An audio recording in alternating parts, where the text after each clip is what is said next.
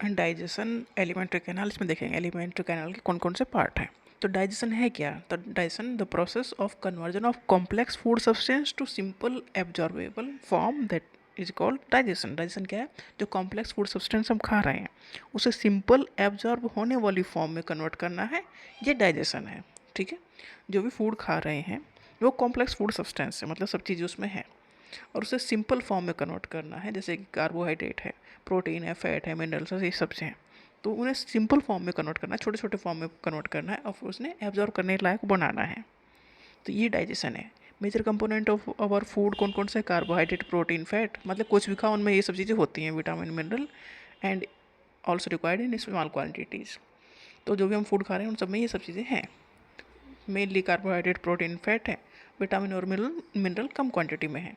Alimentary canal के कौन कौन से पार्ट हैं? देखो, माउथ शुरू हो गया, माउथ है, बक्कल कैविटी है, फेरिंग्स है, ईसोफेगस, फिर स्टमक में जाता है फूड, उसके बाद स्मॉल इंटेस्टाइन। स्मॉल इंटेस्टाइन के 3 पार्ट हैं, ड्यूडेनम, जिजनम, इलियम, फिर लार्ज इंटेस्टाइन, कोलम, रेक्टम और फिर एनस।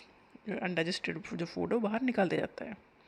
तो एलिमेंट्री कैनाल का पहला पार्ट था माउथ। माउथ में क्या है? Oral cavity. ओरल कैविटी में क्या has teeth and muscular tongue. Teeth है और टंग है ओरल कैविटी में। मुंह में क्या है? जीभ है और दांत है। दांत हैं 2 टाइप के, थिकोडोंट एंड डायफोइडोंट। थिकोडोंट हमारे दांत हैं, मतलब 2 टाइप के नहीं, थिकोडोंट मतलब हमारे दांत जॉ बोन में फिक्स हैं, इसलिए उन्हें कहते हैं थिकोडोंट टाइप के दांत।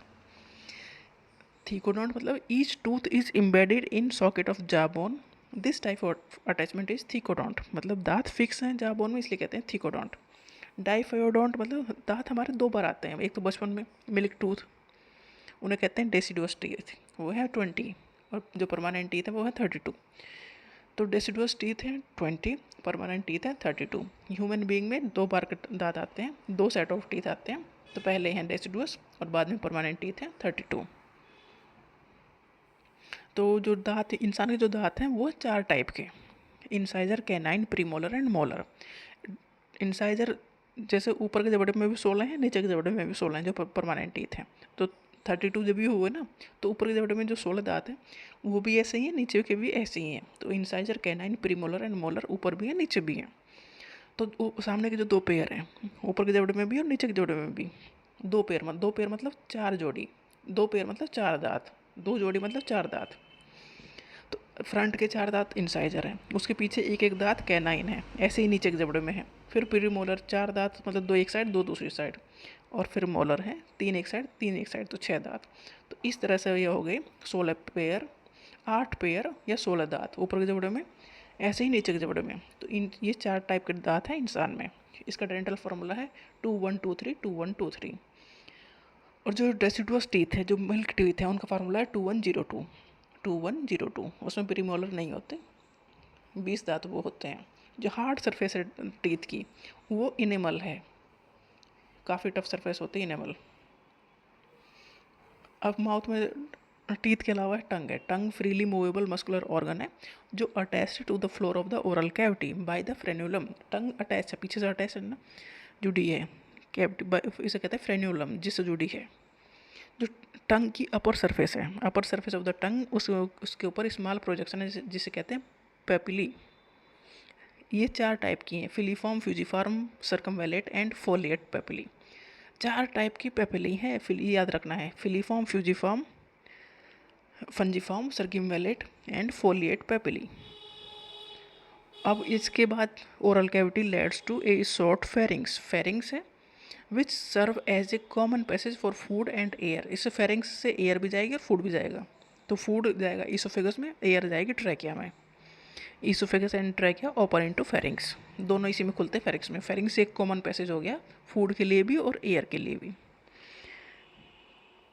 एक कार्टिलेजिनस फ्लैप कार्ट इपिग्लोटिस, ये प्रिवेंट करता है entry of food into glottis.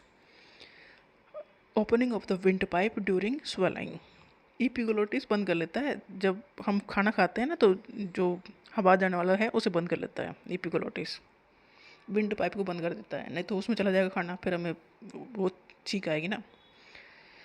तो वो है फेरिंग्स, कॉमन पैसेज है फूड और एयर के लिए। उसके बाद फूड जाएगा ईसोफेगस में। ईसोफेगस एक thin long tube like structure है जो नेक से होता हुआ जाता है कहाँ तक? पेट तक।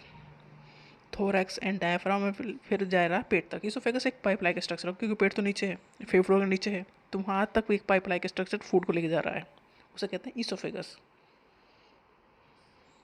इसोफेगस में फूड आगे मूव करता है बाय पेरिस्टाल्सिस। पेरिस्टाल्सिस मूवमेंट है एक, ये याद रखना है। पेरिस्टाल्सिस कहाँ हो रहा है? मेनली इसोफेगस में हो रहा है, जिससे कि फूड आगे बढ़ रहा है उसमें। और इसोफेगस फूड लेके जा रहा है स्टमक तक। स्टमक के 4 मेजर पार्ट हैं, cardiac, fundic, body and pyloric. Oesophagus खुल रहा है कार्डियक पार्ट में।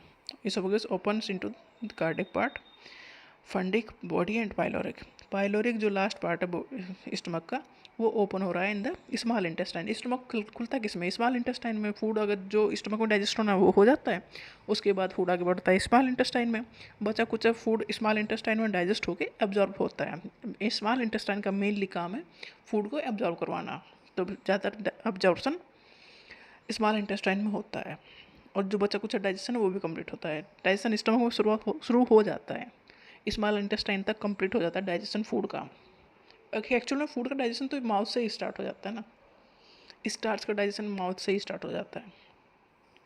तो एक muscular sphincter gastro oesophageal regulate करता है opening of the oesophagus into stomach. मतलब इसोफेगस ओपन करेगा किसमें? स्टमक में, और इसे कंट्रोल करेगा गैस्ट्रो इसोफेगल स्फिंक्टर, मतलब एक गेट टाइप मान लो।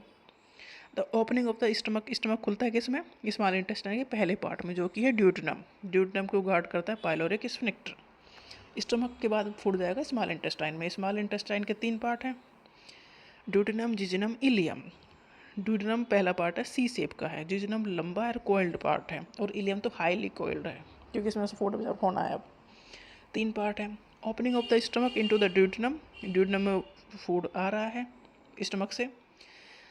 विलाई, इस विलाई जो है ना स्मॉल इंटेस्टाइन में फिंगर लाइक फोल्डेड स्ट्रक्चर हैं, जो एक सरफेस एरिया बढ़ा देते हैं, जिससे फूड का एब्जॉर्प्शन के लिए एरिया बढ़ जाता है। These modification increase the surface area enormously. तो विलाई किस में है? स्मॉल इंटेस्टाइन में है। इलियम ओपन होता है किसमें? लार्ज इंटेस्टाइन में।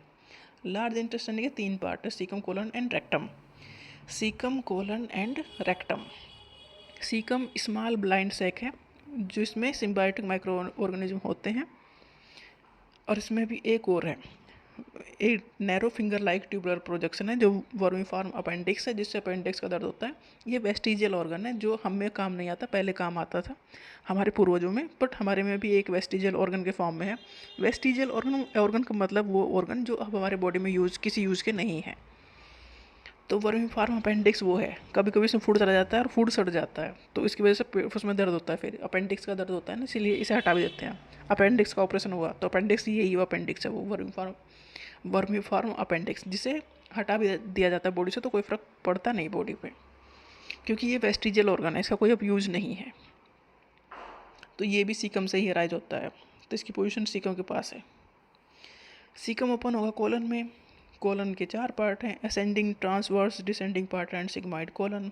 कोलन खुलेगा रेक्टम में, रेक्टम खुलेगा एनस में। एक्चुअल में जो मेनली जो डाइजेशन और एब्जॉर्प्शन स्मॉल इंटेस्टाइन तक हो जाता है। लार्ज इंटेस्टाइन में बहुत कम चीज़ें हैं जो वापस बॉडी में जाती हैं।